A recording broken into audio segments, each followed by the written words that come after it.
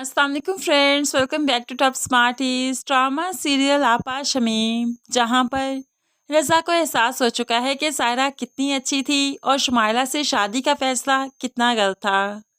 शुमाइला जो कि जॉब करना स्टार्ट हो गई, इसलिए तो अपनी कमाई से सिर्फ अपने लिए ही शॉपिंग करती है, घर के लिए कुछ नहीं लाती, ना ही रज़ा के लिए। ये चीज़ें रज़ा को काफ़ी टॉर्चर करती हैं, क्योंकि जैसे ही वो ऑफिस से आया करता था, सायरा उसके लिए चाय या खाने का इंतज़ाम करती थी। लेकिन यहाँ पर तो शुमाइला घर पर ही नहीं होती, उसके लिए खाने या चाय का इंतज़ाम भला कैसे ही करेगी।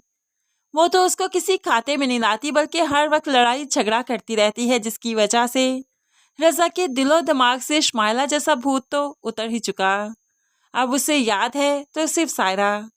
लेकिन दूसरी तरफ सायरा के माँ बाप चाहते हैं कि जल्द अज जल्द ये हुला हो जाए, इस रिश्ते से छुटकारा मिल जाए, ताकि उनकी बेटी ज़हनी अजियत का शिकार ना हो।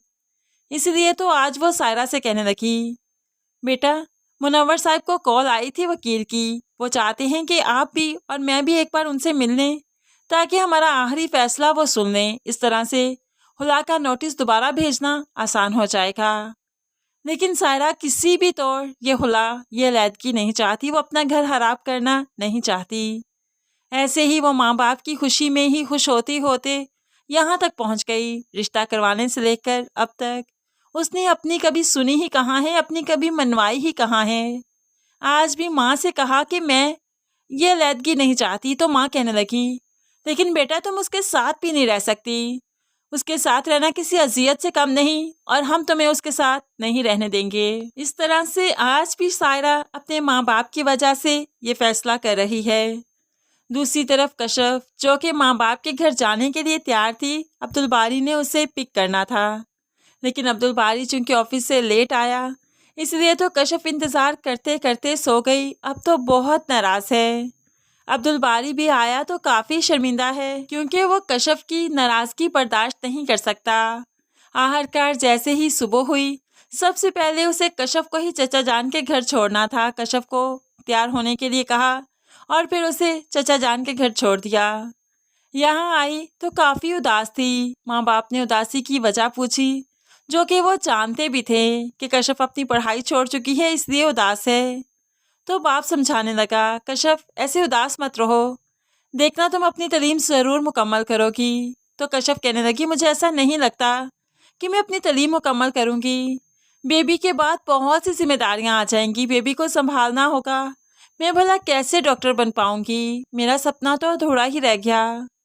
यहाँ पर बाप बेटी की वजह से काफ़ी परेशान है कि अगर बेटी का सपना अधूरा रह गया तो वो तो टूट कर बिखर जाएगी।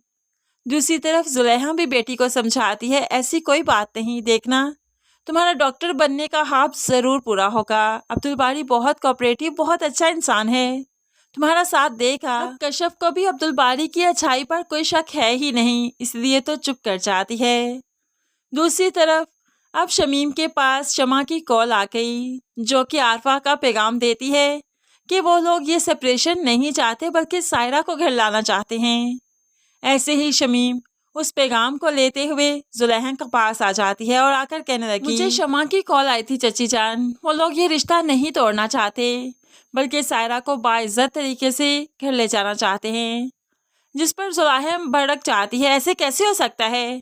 कैसी इज्जत, कैसे बाइज्जत तरीके से ले जा सकते हैं? जिन्होंने मेरे बच्चे को इतने दुख दिए, आज उनकी वजह से इस हाल तक पहुंच गई। हम वापस नहीं भेजेंगे, हमें तो खुला ही चाहिए, अलैदगी चाहिए। तो यहाँ पर शमीम कहने लगी, अच्छा आप हुला ले लीजिए, अलैदगी ले लीजिए, उसके बाद क्या करेंगी? क्या सारी उम्र ऐसे ही सायरा को अपने घर में रखेंगी? अब देखिए ना चची जान, ठंडे दिमाग से सोचिए। माँ बाप बच्चों के साथ हमेशा नहीं रहा करते। मेरे अब्बू को देख लीजिए, चले गए ना, और मेरी अम्मी तो बहुत पहले ही जा चुकी थी। आपको मालूम है कि मैंने कितनी मुश्किल ज़िंदगी गुजारी, मेरी शादी नहीं हो पाई। तो आज जो कि भाई शादीशुदा है, मेरी बहन शादीशुदा है, वो लोग तो मुझे बोझ ही समझते होंगे ना। क्या ही अच्छा होता मैं अपने घर की होती। तो कल को आप सायरा के लिए मेरे जैसी ज़िंदगी मुश्किल क्यों करवाना चाहती हैं? मैं जानती हूँ कि ये ज़िंदगी कितनी भारी है, कितनी मुश्किल है। क्या आप ये नहीं चाहती कि सायरा ज़िंदगी में आगे बढ़े, उसका पार्टनर उसके साथ हो, और आइंदा ज़िंदगी में उसे बच्चे जैसी खुशी भी मिले। मेरा तो मशवरा यही है कि एक बार सुलह कर लीजिए। अगर तो वो लोग ठीक रहे तो बिल्कुल ठीक है, अच्छी बात है। लेकिन अगर वो लोग थोड़ा सा बिगड़ गए तो फिर फैसला आपका होगा, मैं आपसे कुछ नहीं कहूँगी। हम यहाँ पर जुलेहा और मुनव्वर साहिब सोच में पड़ जाते हैं, क्योंकि शमीम ने जो कहा ठीक कहा। पहली बार शायद इसने ठीक से बातें की थी, इसीलिए तो सभी सोच में पड़ गए। सायरा भी दूर खड़ी ये बातें सुन रही थी और उसका भी इरादा बदलने लगा कि वो भी अब रज़ा के साथ रहना चाहती है, अपना घर बसाना चाहती है, एक मुकम्मल ज़िंदगी गुजारना चाहती है। बाकी रज़ा पर वो अपनी सारी नाराज़गी शो कर चुकी है। इसके बाद उसका दिल हल्का हो चुका है। उसे शायद अब रज़ा से कोई शिकवा नहीं होगा, क्योंकि रज़ा सच्चे दिल से अब के बार उसकी तरफ पलटा है और वो बहुत जल्द शमाइला को भी छोड़ देगा।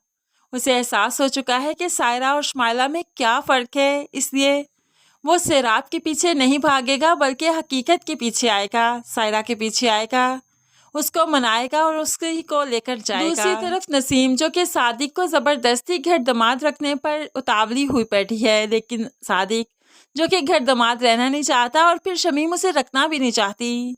सादिक बेटी की मोहब्बत के हाथों मजबूर यहाँ पर रह तो रहा है, लेकिन दूसरी तरफ माँ जो कि अकेली रहती है, वो भी बहुत ही मुश्किल से गुजर बसर करती है। बूढ़ी हड्डियाँ आखिर कब तक जी पाएंगी।